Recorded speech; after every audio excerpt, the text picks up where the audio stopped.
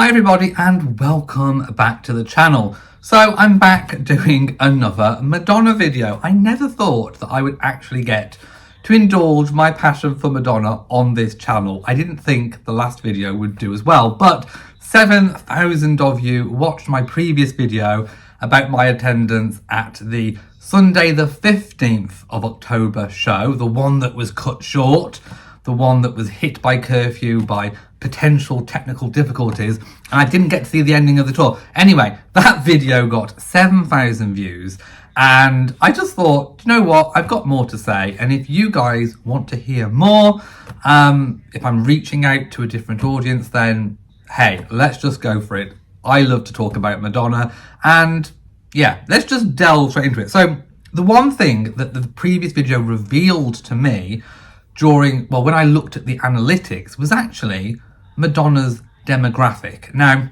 it could be that it's just my demographic, but actually the video obtained a larger reach, shall we say, than what I normally do. So I think my demographic was altered for that particular video, and I actually think it shows and reveals a little bit of a clue into what Madonna's true demographic actually is. So I'll pop it on screen. I actually had 0% of views from 13 to 17 year olds and 18 to 24 year olds, which kind of correlates with my typical videos anyway, because I don't normally appeal to the younger audience, shall we say. Now that I'm in my 40s, yes, I am. I'm in my 40s. Yeah, maybe I don't appeal to the youngsters anymore. As probably does Madonna, because certainly if there are Madonna fans out there, my previous video was not pushed out to them and they did not watch. What was probably what I expected to find was that from age 25 up until 65 plus, that is where the age demographic for Madonna is. Now, for those of us like myself in my 40s, we kind of grew up with Madonna from in my conscience, from the late sort of 80s all the way through the 90s till today. For those in their 50s and 60s, probably all the way from Madonna's career. So I thought that was quite an interesting statistic. That is where I think Madonna's demographic age-wise really is from. Gender, now this kind of confused me a little bit because it was more male, which I expected, but I expected Madonna's fan base to be a lot more male. Dare I say it, gay men. Gay men love Madonna, gay men love a diva, and I expected that to be a little bit higher. So at 46.4% female, I actually thought that surprised me. I actually thought that was quite high for the female. Let me know if any of those stats surprise you in any way. Now, the location demographic, obviously my video reached out to English-speaking countries, so United Kingdom, United States, Australia, Canada, but 1.5% German as well. So I thought that was quite interesting.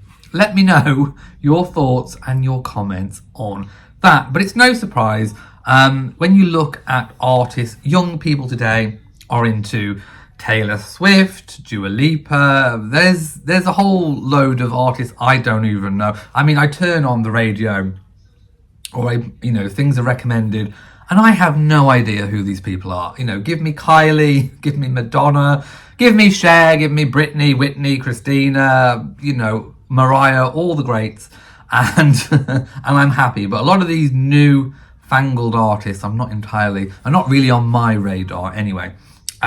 So that doesn't surprise me, that statistic, at all. Right, I'm going to move on to the set design. I didn't speak enough, I realised, about Madonna's set design.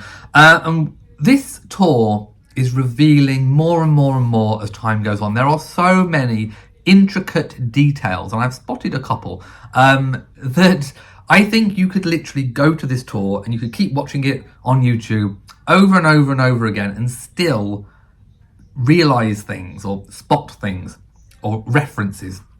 So I found on social media this handy little kind of stage map which shows where the bulk of the set list are performed, so that you kind of know where you need to be if you are buying tickets and you haven't bought them already.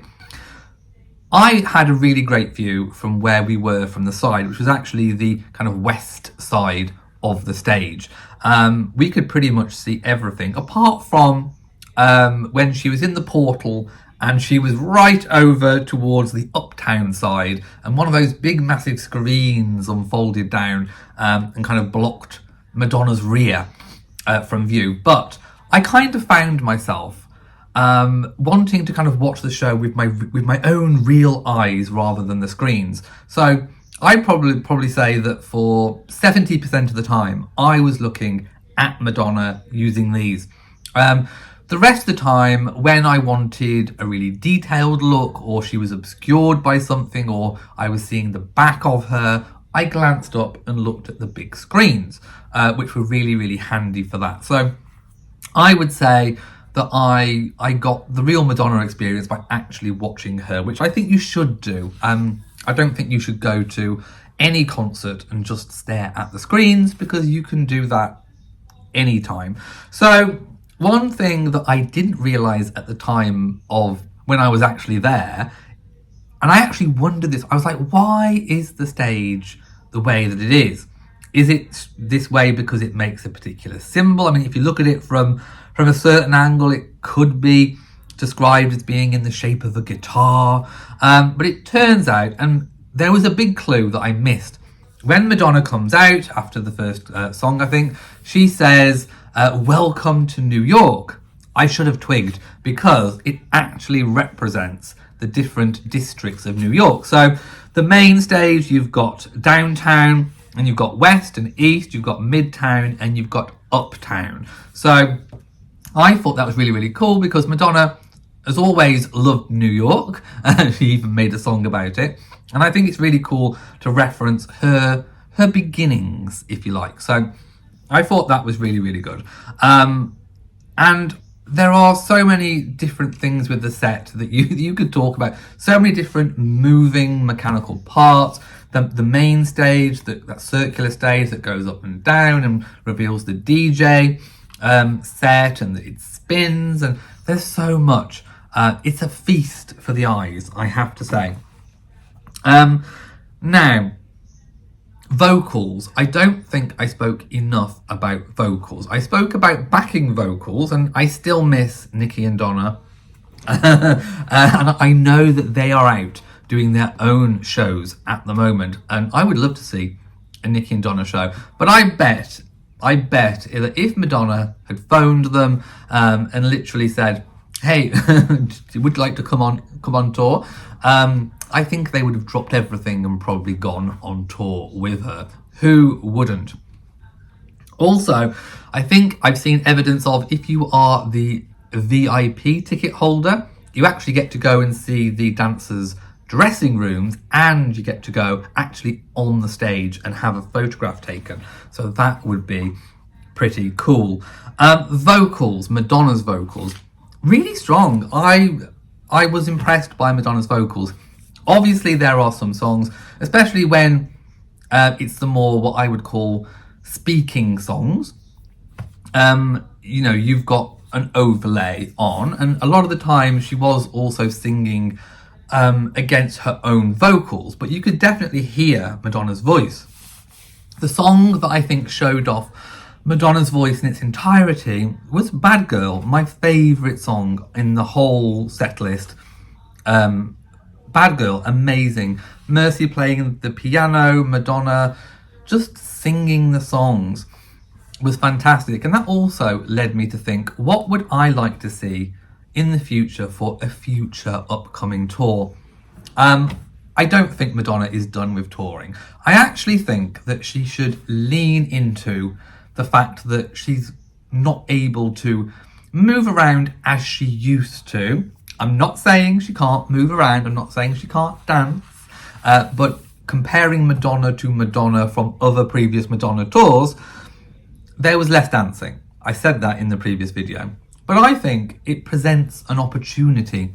Something that she's never done before is actually to concentrate maybe on some of the more slow ballad songs. And one of the things I noticed from social media and also from the posts in my previous video, a lot of people's highlight was the kind of more ballady, Bad Girl was a favourite. And it was definitely a treat for the fans. I don't think anybody was expecting her to do Bad Girl, but it was a blessing because I absolutely loved it. And just imagine a tour of, You'll See, Live to Tell, Bad Girl, all these different amazing ballads would be absolutely fantastic. Or even songs kind of converted into a more slow setting with a live band, Nicki and Donna.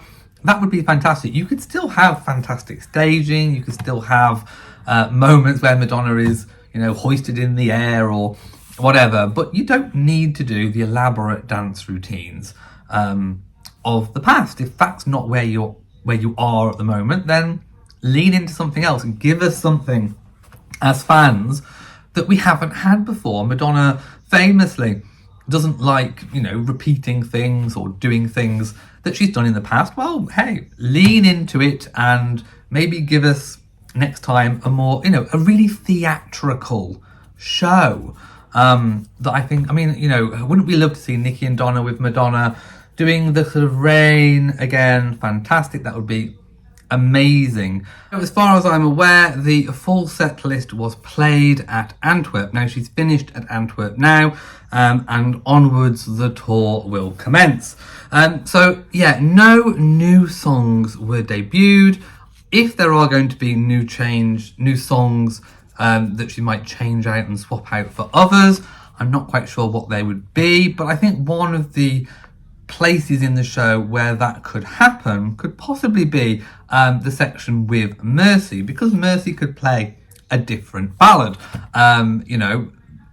So yes, that would be absolutely fantastic to see it changed up. Which ballad do you think that Madonna should change up to, if she's going to? I personally would love to see You'll See. So the itinerary for the next few shows: she's in Copenhagen, Denmark on the 25th and 26th, before moving on the 28th to Stockholm in Sweden, and then November the 1st, November the 2nd, Barcelona in Spain, and then November the 6th and the 7th in Lisbon, Portugal. So that's as far as we'll go. So let me know, do you have tickets to an upcoming show? The next, a little bit of fan controversy. Well, I don't know. Anyway, there's controversy. People are trying to start beef between Beyonce and Madonna. I don't know why. It's really silly. So what they are saying is that Madonna is copying Beyonce by having her children on stage performing with her, thinking that Beyonce was the first to do it, with, of course, having Blue Ivy performing. Now, Blue Ivy performing was a complete mood. I mean, it was amazing. I loved it. But I'm sorry to have to break it to the Beyonce fans. We need to correct a little bit of information here. So Madonna has been has had elements of having her children in her work for decades now. I mean, I think the first notable moment was, of course, when Lourdes was in the Drowned World Substitute for Love video. Camera pans to Lourdes and Madonna sings, "And now I find I've changed my mind. This is my religion." And there is Lourdes. Lourdes has also been used. She was the flower girl for the famous Britney Madonna Kiss VMA performance. She was the flower girl there. She also featured in the Celebration music video, where she dressed up as a young, like a virgin Madonna with the boy toy belt. Rocco has also been on stage before. It's silly. Madonna kind of did it out of Madonna and Beyonce. Madonna did do it first. So I don't know where all this beef is coming from. It's silly, and it's time to grow up and stop Now, the Vogue ballroom kind of section of the show, if you like, I think presents a really good opportunity to have fans, friends, family up on stage, very much in the same way that during the Rebel Heart tour, Madonna had people up during Unapologetic Bitch. So I think we've already seen elements of this. We've seen Diplo, who of course was opening act, up on stage. We've seen Julia Fox as well. So who would you like to see doing the ballroom scene with Madonna? Let me know your answers in the comment section below. Also, let me know what you think about this, but somebody put a video of Madonna dancing the Don't Tell Me routine opposite the music video version. And I think, do you remember when she went back to her archives and was trying to look for different things? Did she retrieve the original Don't Tell Me video belt buckle? Did she actually go and get that belt buckle and use it on the tour? Because it looks to me to be very, very, very similar, if not one in the same. So let me know your thoughts and comments on that. Right, if you've made it this far through this video, let me know whether you want me to continue following Madonna on the tour. What sorts of videos would you like me to make about Madonna? I definitely can't do the reaction videos. I watch people that haven't ever seen Madonna videos or listened to her music before reacting, and I really enjoy those. But I've seen them all. I've seen all the videos, so I don't really think I could do reaction. I mean, I could do, I don't know. Let me know in the comment section, what would you like me to do? Do you think I should carry on making Madonna videos, or do you think I should leave it here? Let me know. So thank you for watching this video. If you've enjoyed it, please give it a big old thumbs up. Don't forget to share on social media. And of course, do hit the bell so that you know whenever I upload a new video. From me, to you all, and goodbye.